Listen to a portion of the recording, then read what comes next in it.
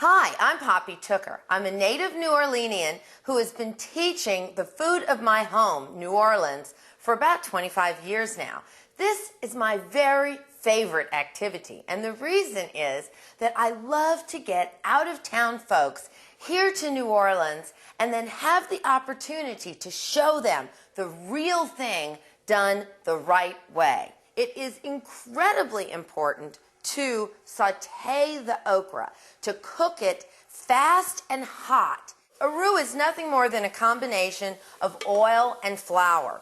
How much? Well, about equal parts. The color that we're going to cook our roux to is a roux color that would completely horrify the French. They stop cooking their roux when it's about a caramel color, but we are going to continue to cook ours until it reaches milk chocolate brown. And now we're going to add the onions first and by themselves. I don't know why you don't see this in written recipes much, but it is tremendously important, no matter what you're cooking with the dark Creole roux, to add your onions first and by themselves. That's because onions have a great deal of natural sugar in them, and the sugars exude themselves into the onion juices that come out into the dark roux. And so you'll see what has happened now is we've gone from a milk chocolate brown to a bittersweet chocolate brown. And now this is the color of the true Creole roux. Get the whole tomatoes and squeeze them as they go into the pot. Basically everything that you prepared to go into the gumbo goes into the stock pot, with the exception of one ingredient: no bell pepper paring. We never put bell pepper in a stock because raw bell pepper, when boiled, often gives the stock a bitter off flavor. And we're going to add our okra. Gumbo crabs might seem like a mystery ingredient in many parts of the country, but if you ask your fishmonger, it'll surprise you. It's nothing more than a crab that is too little for anybody to have wanted to boil and pick to sell the crab meat from. So now we're going to break these crabs up and put them into the pot. Give them a little squeeze, break them in quarters. Now, if you can't find the gumbo crabs, don't worry about it. You can always stir some crab meat in at the end of the cooking process at the same time that you stir in the shrimp. A bay leaf goes into the gumbo, and we're going to add some thyme. You may be thinking, why didn't she add the garlic at the time she sauteed the rest of the seasoning vegetables?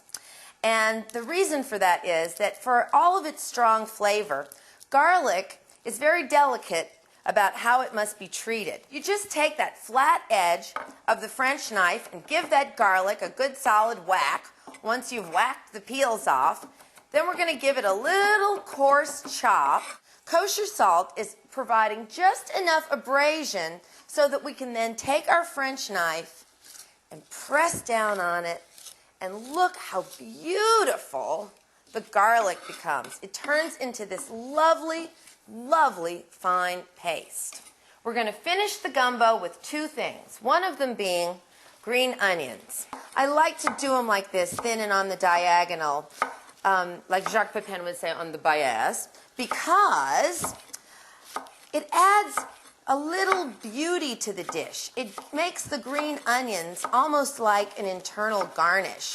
It's a great idea to make the gumbo the day before and then reheat it, because gumbo, like so many stewy dishes, really tastes better if it sits overnight.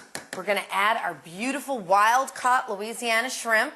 They're peeled and into the pot they go. Once you add the shrimp, you've got to taste it, and you've got to undoubtedly salt it again. So I'm going to add a little salt. We're not going to add black pepper. We're going to add hot sauce. And the hot sauce is going to provide just enough spice without it being too hot. And it's going to balance the seasonings with that little bit of vinegar that is in the hot sauce. That ought to do it. It's about a tablespoonful. You know, you can't be tasting out of the pot, licking it and putting the spoon back in. So we take a little bit of the soup. We add it. This is the spoon that goes into the pot. This is the spoon that goes into the mouth. How do I always know which spoon is which? My tasting spoon always has the lipstick on it. So here is a bowl of my gumbo, the very best gumbo that you're going to find in New Orleans. Ask anybody, they'll tell you it's true.